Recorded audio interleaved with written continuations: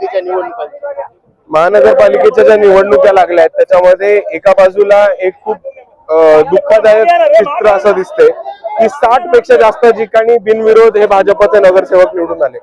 बिनविरोध जेव्हा नगरसेवक निवडून येतात तो एक लोकशाहीला धोका असतो, कारण तुम्ही निवडणूक प्रक्रियाच ही बायपास केली असते। जर मतदानाशिवाय एक लोकप्रतिनिधी निवडून येतो तर त्याला लोकप्रतिनिधी का म्हणणार, हे एका बाजूला आपण सर्वांनी कळायचंय। आणि दुसऱ्या बाजूला मी हे पण सांगेन आपल्याला की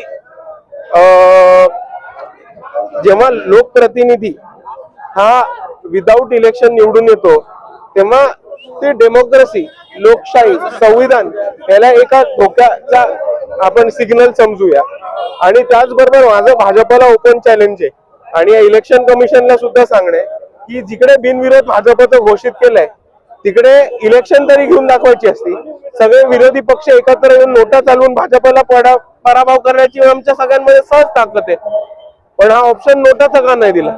जनतेला ठरवू देत की नन ऑफ द अबव हा भाजपपेक्षा चांगला ऑप्शन आहे आणि भाजपला त्यांची जागा कळू देत। पुण्याचे आयुक्त अमितेश कुमार यांनी मुख्यमंत्र्यांना चक्क 20 उमेदवारांची यादी दिली की ज्यांच्यावर गुन्हेगारी पार्श्वभूमी आहे आणि अशा उमेदवारांना तिकीट दिलेली।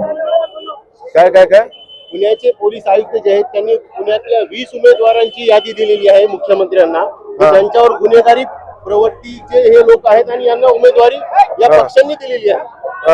तर आपल्याला काय वाटतं आता हे पक्ष जे आहेत सत्ताधारी हे कुठल्या पक्षाचे आहेत? वेगवेगळे आहेत पक्षाचे। हे बघा, गुंड्यांना, अवैध दारूचे अड्डे चालवणाऱ्यांना, मटका सट्टा चालवणाऱ्यांना या मोठ्या प्रमाणामध्ये आपण उमेदवारी मिळताना बघितली आहे निवडणुकीमध्ये। पण हे जेव्हा एका बाजूला आपण बोलतो तेव्हा आपण हे पण समजून घेतली पाहिजे की कार्यकर्त्यांची नाराजगी खूप मोठी होती कारण तिकीट नाही मिळालं।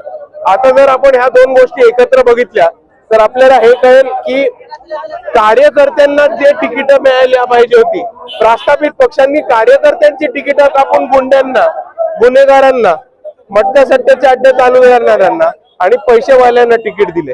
पण हे चित्र तुम्हाला वंचित मध्ये दिसणार नाही। वंचित मध्ये कुठेही तुम्हाला नाराज घरी बसलेले किंवा नाराजांची मोठी यादी दिसणार नाही, कारण तळागाळातल्या कार्यकर्त्याला तिकीट देण्याचं काम आम्ही केले आणि आमच्या पक्षामध्ये पैशाला नाही तर संघर्षाला तिकीट मिळतं, हा आम्ही पहिल्यांदा प्रत्येक निवडणुकीमध्ये पाळलेला आहे।